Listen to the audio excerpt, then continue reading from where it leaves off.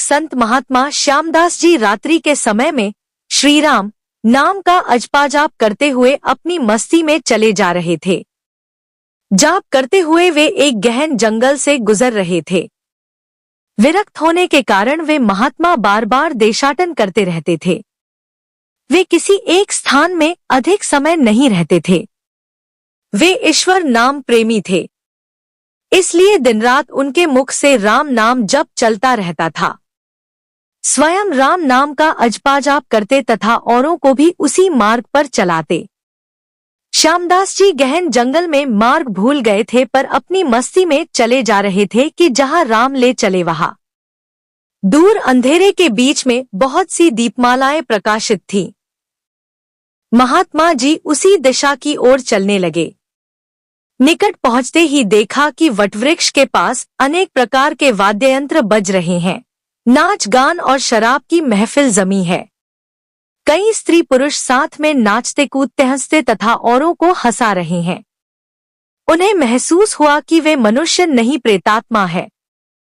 श्यामदास जी को देखकर एक प्रेत ने उनका हाथ पकड़कर कहा, ओ मनुष्य, हमारे राजा तुझे बुलाते हैं, चल। वे मस्तभाव से राजा के पास गए जो सिंहासन पर बैठा था। वहां राजा के इर्द गिर्द कुछ प्रेत खड़े थे। प्रेतराज ने कहा, तुम इस ओर क्यों आए?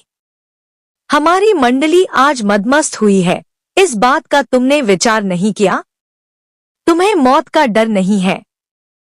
अट्टहास करते हुए महात्मा श्यामदास जी बोले, मौत का डर? और मुझे? राजन, जिसे जीने का मोह हो उसे मौत का डर होता है। हम साधु लोग तो मौत को आनंद का विषय मानते हैं। यह तो देह परिवर्तन है जो प्रारब्ध कर्म के बिना किसी से हो नहीं सकता। प्रेतराजा, तुम जानते हो हम कौन हैं? महात्मा जी, मैं अनुमान करता हूं कि आप प्रेतात्मा हो। प्रेतराजा, तुम जानते हो लोक समाज हमारे नाम से कांपता है। महात्मा जी, प्रेतराज, मुझे मनुष्य में गिनने की छलती मत करना। हम जिंदा दिखते हुए भी जीने की इच्छा से रहित मृत्युल्य हैं। यदि जिंदा मानो तो भी आप हमें मार नहीं सकते। जीवन मरण कर्माधीन है। मैं एक प्रश्न पूछ सकता हूं? महात्मा की निर्भयता देखकर प्रेतों के राजा को आश्चर्य हुआ कि प्रेत का नाम सुनते ही मर जाने वाले मनुष्यों में एक इतनी निर्भयता से बात कर रहा है। सचमुच ऐसे मनुष्य से बात करने में कोई हरकत नहीं। प्रेतराज बोला, पूछो, क्या प्रश्न है? महात्मा जी, प्रेतराज, आज यहाँ आनंदोत्सव क्यों मनाया जा रहा है? प्रेतराजा, मेरी इकलौती कन्या योग्य पति न मिलने के कारण अब तक कुंवारी है, लेकिन अब योग्य जमाई मिलने की संभावना है। कल उसकी शादी है, इसलिए यह उत्सव मनाया जा रहा है। महात्मा, हंसते हुए, तुम्हारा जमाई कहाँ है? मैं उसे देखना चाहता हूँ। प्रेतराजा, जीने की इच्छा के मोह के त्याग करने वाले महात्मा, अभी तो वह हमारे पद प्रेत्योनि को प्राप्त नहीं हुआ है। वह इस जंगल के किनारे एक गांव के श्रीमंत धनवान का पुत्र है। महादुराचारी होने के कारण वह इस वक्त भयानक रोग से पीड़ित है। कल संध्या के पहले उसकी मौत होगी, फिर उसकी शादी मेरी कन्या से होगी। इसलिए रात भर गीत नृत्य और मद्यपान करके हम आनंदोत्सव मनाएंगे। श्यामदास जी वहां से विदा होकर श्रीराम नाम का अजपा जाप करते हुए जंगल के किनारे के गांव में पहुंचे। उस समय सुबह हो चुकी थी। एक ग्रामीण से महात्मा ने पूछा, इस गांव में कोई श्रीमान का बेटा बीमार है? ग्रामीण, हाँ महाराज, नवल शाह सेठ का बेटा सांकलचंद 1 वर्ष से रोगग्रस्त है।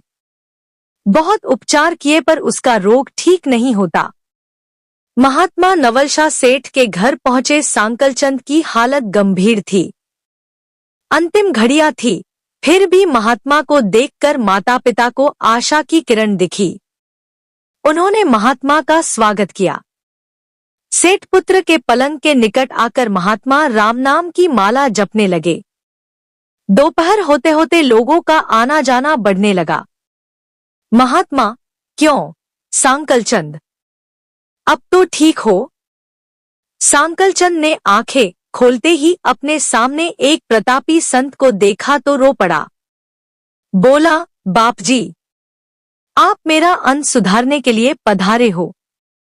मैंने बहुत पाप किए हैं, भगवान के दरबार में क्या मुंह दिखाऊंगा।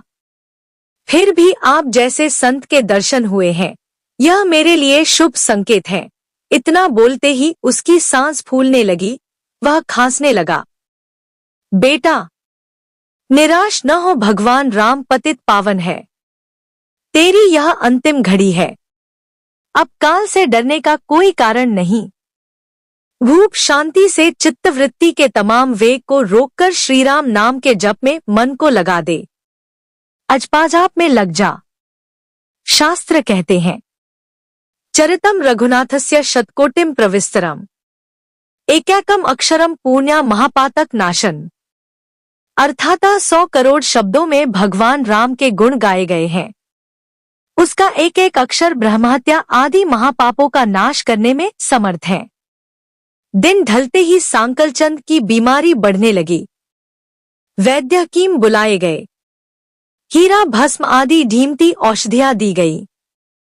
किंतु अंतिम समय आ गया, यह जानकर महात्मा जी ने थोड़ा नीचे झुककर उसके कान में राम नाम लेने की याद दिलाई। राम बोलते ही उसके प्राण पखेरु उड़ गए। लोगों ने रोना शुरू कर दिया। शमशान यात्रा की तैयारियां होने लगी। मौका पाकर महात्मा जी वहां से चल दिए। नदी तट पर आकर स्नान करके नामस्मरण करते हुए वहां से रवाना हुए। शाम ढल चुकी थी। फिर वे मध्यरात्रि के समय जंगल में उसी वटवृक्ष के पास पहुंचे। प्रेत समाज उपस्थित था। प्रेतराज सिंहासन पर हताश होकर बैठे थे। आज गीत, नृत्य, हास्य कुछ न था। चारों ओर करुण आक्रंद हो रहा था। सब प्रेत रो रहे थे। महात्मा ने पूछा, प्रेतराज, कल तो यहाँ आनंदोत्सव था, आज शोक समुद्र लहरा रहा है, क्या कुछ अहित हुआ है? प्रेतराज, हाँ भाई, इसीलिए रो रहे हैं। हमारा सत्यानाश हो गया। मेरी बेटी की आज शादी होने वाली थी, अब वह कुंवारी रह जाएगी। महात्मा, प्रेतराज, तुम्हारा जमाई तो आज मर गया है, फिर तुम्हारी बेटी कुंवारी क्यों रही? प्रेतराज ने चिढ़कर कहा, है तेरे पाप से। मैं ही मूर्ख हूं कि मैंने कल तुझे सब बता दिया। तूने हमारा सत्यानाश कर दिया। महात्मा ने नम्र भाव से कहा, मैंने आपका अहित किया, यह मुझे समझ में नहीं आता। क्षमा करना, मुझे मेरी भूल बताओगे तो मैं दोबारा नहीं करूंगा। प्रेतराज ने जलते हृदय से कहा, यहाँ से जाकर तूने मरने वाले को नाम स्मरण का मार्ग बताया और अंत समय भी राम नाम कहलवाया। इससे उसका उद्धार हो गया और मेरी बेटी कुंवारी रह गई। महात्मा जी, यह क्या? सिर्फ एक बार नाम जप लेने से वह प्रेत्योनि से छूट गया? आप सच कहते हो? प्रेतराज, हाँ भाई, जो मनुष्य राम नाम जप करता है वह राम नाम जप के प्रताप से कभी हमारी योनि को प्राप्त नहीं होता। भगवान नाम जप में नरकोद्धारिणी शक्ति है। प्रेत के द्वारा राम नाम का यह प्रताप सुनकर महात्मा जी प्रेमाश्रु बहाते हुए भाव समाधि में लीन हो गए। उनकी आंखें खुली, तब वहां प्रेत समाज नहीं था।